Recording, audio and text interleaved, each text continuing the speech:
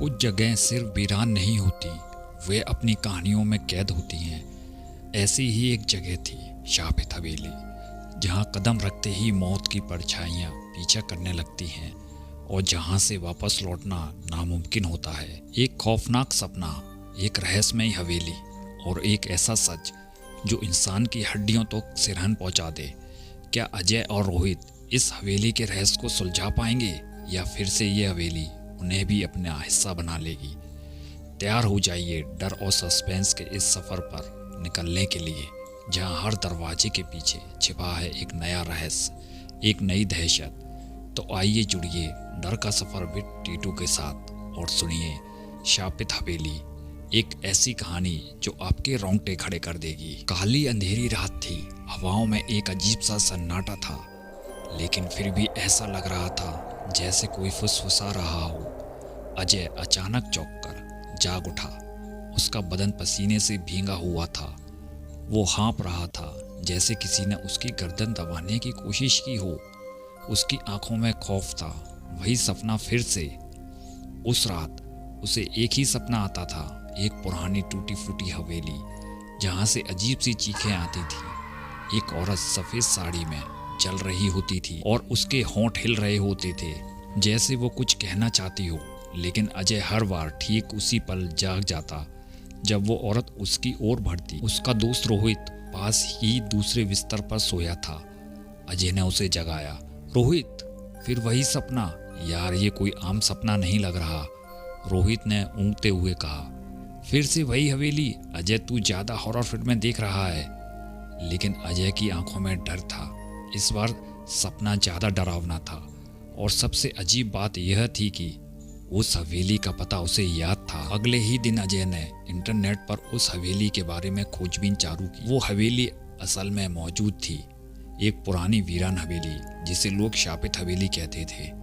कहते हैं वहाँ जाने वाला कभी वापस नहीं आता और जो बचकर आता है वो जिंदा लाश बन जाता है। रोहित को यह सब अंधविश्वास लगा, लेकिन अजय को यकीन था कि उसका सपना महज एक कल्पना नहीं है, बल्कि कोई कड़ी है जो उसे उस हवेली से जोड़ रही है।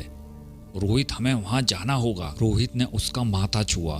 मुझे बुखार तो नहीं, जो जगह डरावनी है लोग वहां जाने से डरते हैं, वहां तो खुद जाना चाहता है। लेकिन अजय ने ठान लिया था। अगले दिन दोनों बाइक से उस जगह पहुंच जाते हैं जहां वह हवेली मौजूद थी। वह घने जंगलों के बीचों बीच खड़ी थी, जैसे सालों से किसी का इंतजार कर रही हो। दरवाजे टूटे हुए थे, खिड़कियां लटकी हुई, अंदर से आती ठंडी हवा जैसे उनकी हड्डियां तक उतर गई।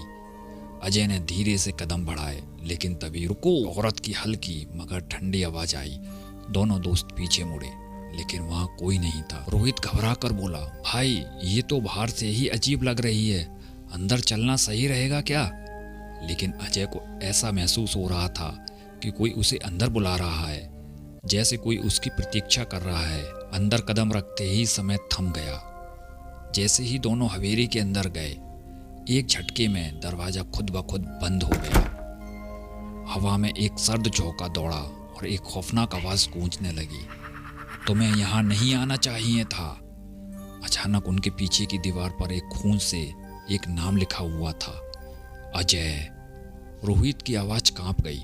भाई, तेरा नाम, भाई तेरा नाम लिखा हुआ है यहाँ पर तो। अजय के चेहरे का रंग उड़ गया।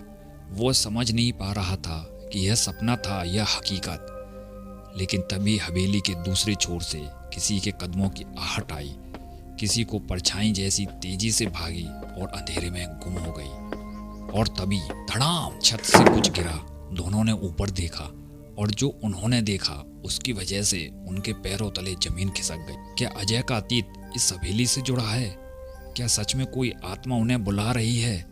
और सबसे बड़ा सवाल, यहाँ से जिंदा बाहर निकलने का कोई रास्ता है या नहीं? जानने के लिए सुनिए अगला एपिसोड।